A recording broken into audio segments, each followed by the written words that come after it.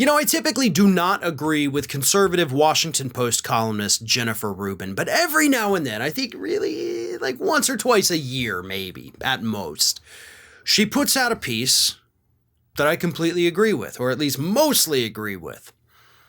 And recently she put out one titled, "Republicans Have a Choice. They Can Dump the Kooks." I think kooks is a rather polite way of saying the crazies, the nut jobs, the idiots. But she makes some good points. One of the points being, let's be blunt, a great many Republican candidates are bonkers, or they're pretending to be. She also points out that it's not just about Trump.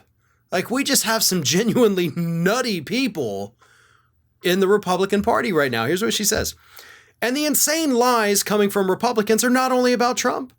The active purveyors of the big lie, the vaccine deniers, the replacement theory provocateurs, and the crowd that spun conspiracy theories about Ukraine when Trump was caught extorting its president are all either delusional or willing to pretend so.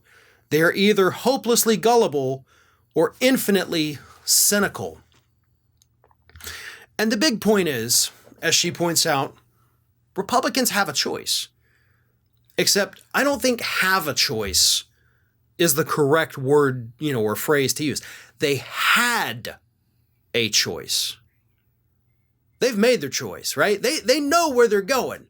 They know what the future of the party is, and the future of the party is not Mitt Romney and Liz Cheney and Adam Kinzinger. The future of the Republican Party, unfortunately for the United States, is Marjorie Taylor Greene. It's Matt Gaetz. It's Jim Jordan. That is the direction that the Republican Party is headed right now. Even people like Dan Crenshaw, who 2 years ago seemed like some of the most extreme members of Congress. I mean, Dan Crenshaw, I had him on the same level as Marjorie Taylor Greene and Matt Gaetz. That dude looks sane compared to these nut jobs. And that's why Republicans have now been going after him, because he's not crazy enough for them. But yeah, Republicans did have a choice. They could have held Trump responsible for Ukraine and kind of put an end to all of that. They didn't. They could have held him responsible in the second impeachment for the Capitol riot. They didn't. And then they could have gone as hard against some of these other nuts as they went against Madison Cawthorn. If they actually wanted Marjorie Taylor Greene out of the party, they could have taken her out. And I mean electorally. Don't get me wrong on that. Same thing with Lauren Boebert. If they actually thought she was a problem, they'd get rid of her. Or Gaetz or Jim Jordan, of all people, yeah. All of these individuals that I've just named, the Republican Party easily could have taken care of. But they didn't. And I say easily taken care of because we've seen them do it. We just saw them do it with Madison Cawthorn. He pissed them off. They got rid of him. They made the choice to do that, and they're choosing to not do it with these other people.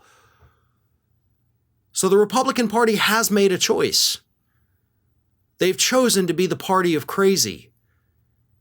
That's who they are, and that's apparently who they want to be forever. This is Hattie. Hattie wants to know why you have not subscribed to our channel. You obviously like our videos, so do us a favor and subscribe.